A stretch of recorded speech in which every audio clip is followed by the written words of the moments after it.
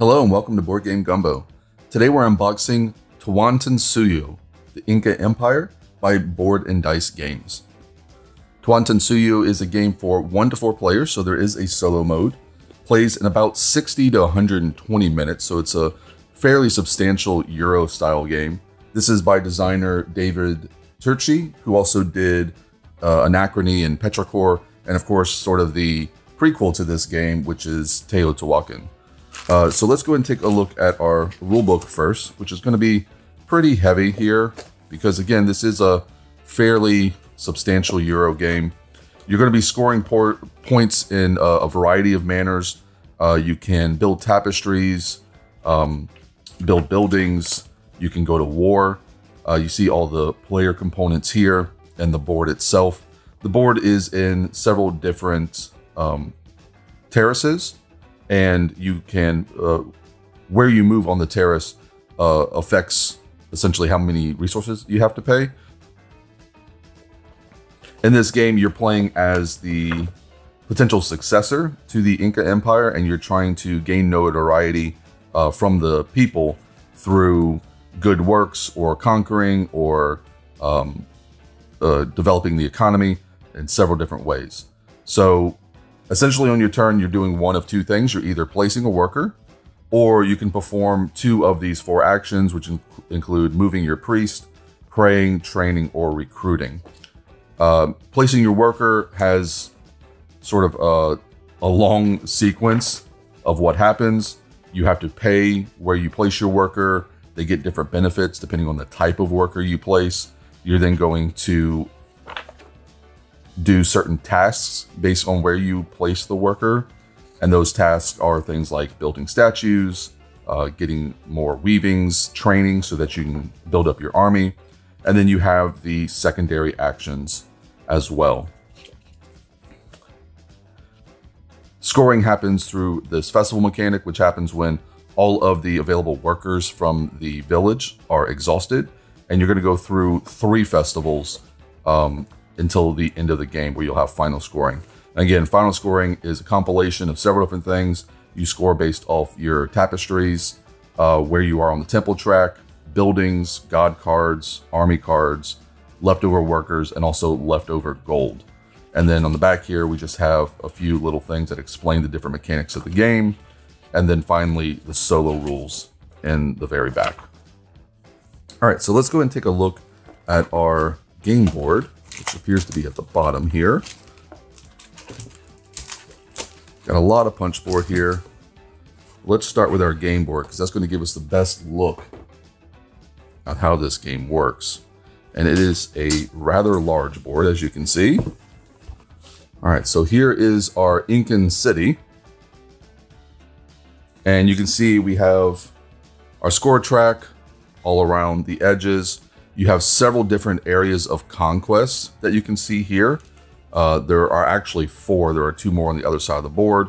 The other side of the board also has the temple track that you can move up and also gain additional resources for. We have our village here, so there will be meeples here. Those will be the workers. And as those meeples are taken, when this is empty, that will trigger the festival. And again, 3 festivals before the end of the game. So the length of the game is a little dependent on how quickly these workers are taken. And then we have another section here which also have workers. This is called the nomad section. It's basically like an overflow. And then you have the city itself. So whenever you place a worker, you're going to place it on one of these locations, and the locations are surrounded by different tasks. And when you place that location, the tasks you can take are going to be dependent on the icons. Also, you notice that each spot has a different symbol on it. That's one of the god symbols.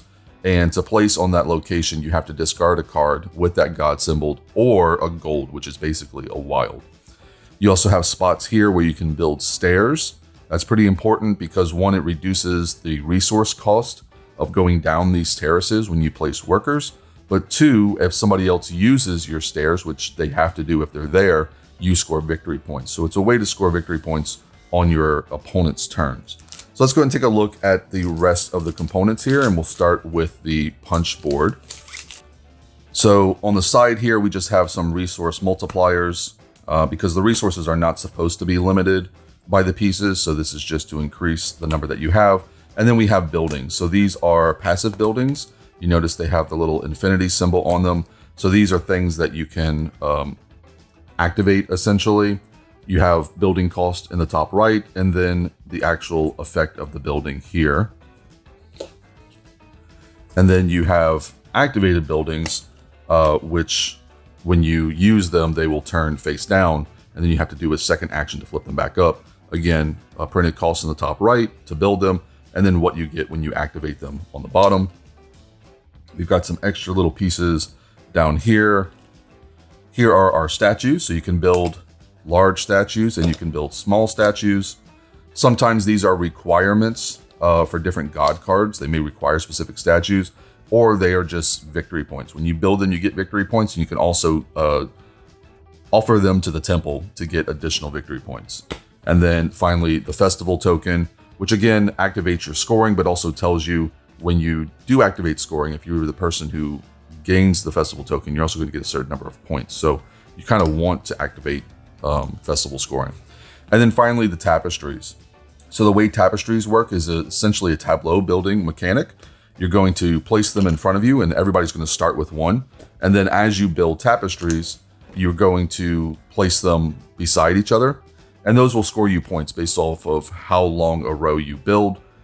They have to have a different pattern on them. So I couldn't, for instance, add this pattern here because that is the same pattern. I'd have to start a new tapestry. And they also have these bonuses that you see on the edges here. You can gain these bonuses, but that's through a different mechanic. You don't gain them immediately. Let's see what else we have here. We have a bag here, and that's going to be for our meeples. So each player, well, here is our corn. So this is one of the resources in the game.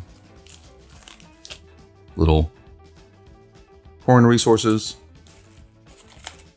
It's nice that they're wooden. It's a nice touch. Here's our stone.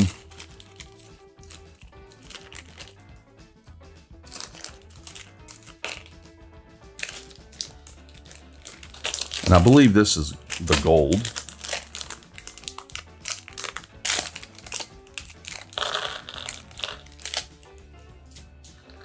It's just our little crystal gems. We also have potatoes.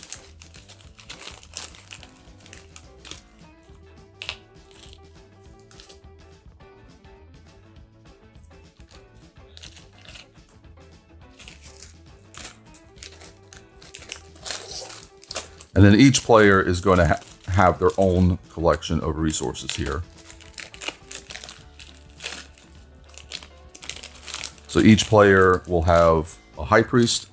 The high priest will go in the center of the board, which will have this tile on it, which is very thick. That's a very chunky tile.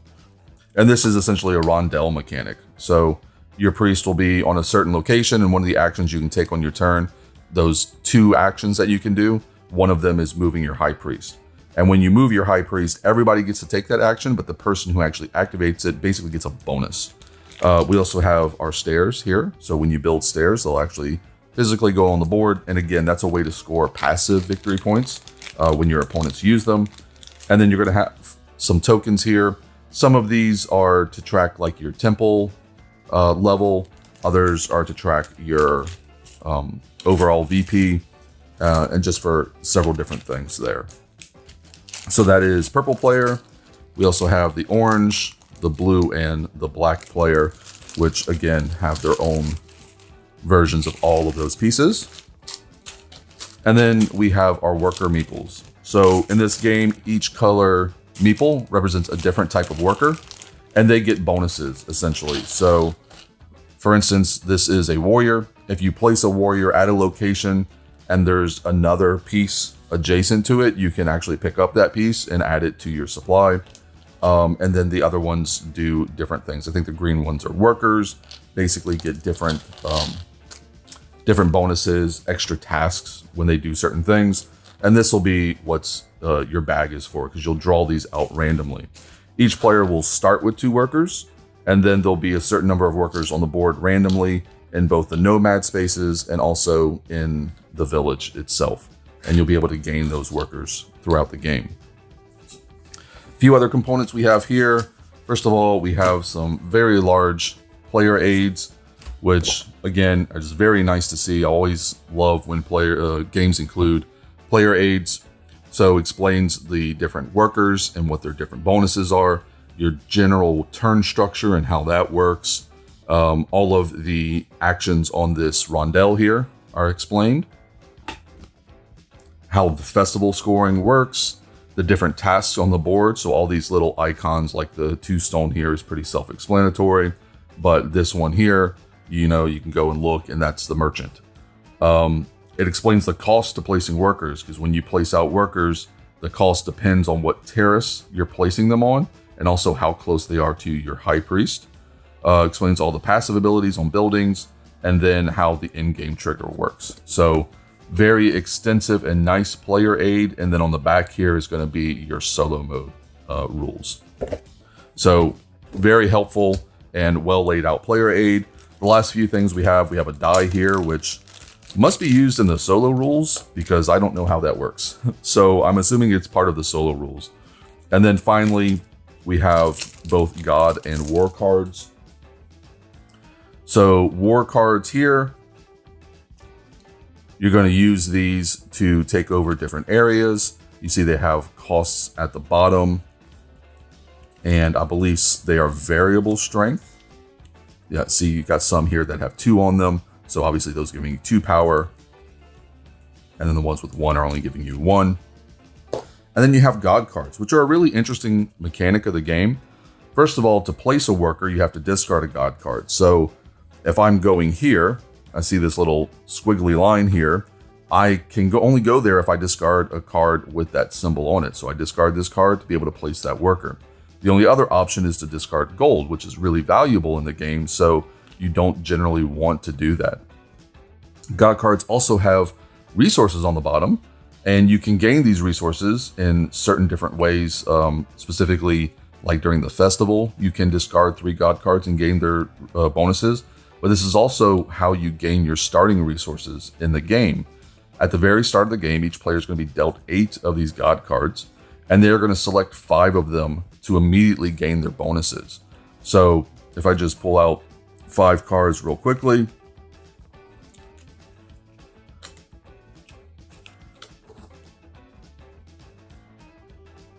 out of the 8 cards that I was dealt, I'm going to choose to gain the bonuses from these 5 cards. So I'm going to gain a gold, I'm going to gain a potato and any worker of any color that I want.